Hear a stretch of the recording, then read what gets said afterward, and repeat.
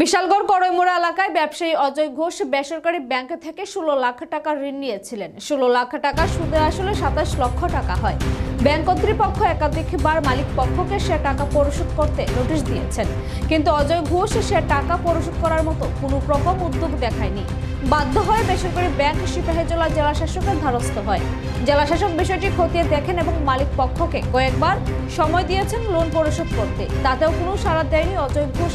বাধ্য হয়ে জেলা শাসকের নির্দেশে বিশালগড়ের ডিসিএম প্রসেনজিৎ দাস মঙ্গলবার দুপুরে কড়ইমোড়া এলাকার অজয় ঘোষের একটি দোকান ভিটি সিজ করেন। সেই দোকান ভিটের এখন মালিক সেই বেসরকারি কোম্পানি।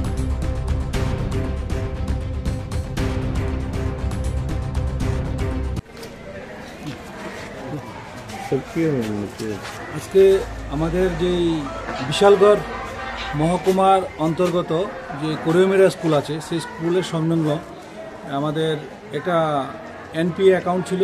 সেই এনপিএ অ্যাকাউন্ট যেটা উজ্জীবন ফাইন্যান্সিয়াল ব্যাংক লিমিটেডের কর্তৃক এটা সাবসিডি অ্যাক্ট অনুযায়ী 2002 অ্যাক্ট অনুযায়ী আমরা এখানে আমি অ্যাজ এ ম্যাজিস্ট্রেট, আমার সঙ্গে ব্যাংক আধিকারিক, ল সেল এবং ব্যাংকের যে শাখার প্রধান উনি এসছে এবং আমাদের পুলিশ প্রশাসন নিয়ে আমরা এই জায়গাটাকে প্রুভ করতে এসেছি।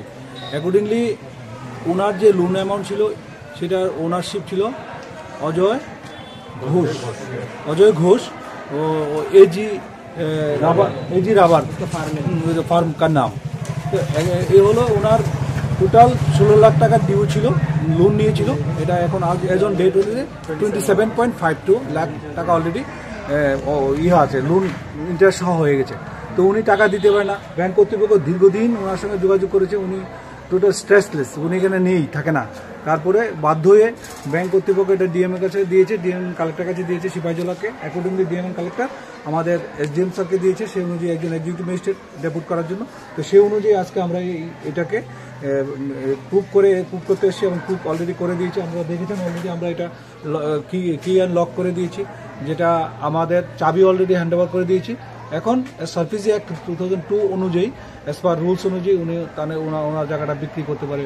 আর এখন বর্তমানে যে অজয় ঘোষ আর এই জায়গার মালিক হলে থাকবেন না, কারণ উনি অলরেডি অনেক যোগাযোগ করার পরেও উনি কোনো যোগাযোগই করেন না। উনি অনেক সুযোগ দিয়েছিল ব্যাংক, কিন্তু উনি যোগাযোগ অ্যাভেল করেননি, যার জন্য এটা বাধ্য হয়ে এটা প্রুভ করতে হয়েছে। এবং সেই অনুযায়ী আজ থেকে এই জায়গার প্রপার্টির মালিক হচ্ছে আমাদের ব্যাংক কর্তৃপক্ষ উজ্জীবন ব্যাংক ফাইন্যান্স লিমিটেড। আজকে আমরা এই কাজটা সম্পন্ন করব।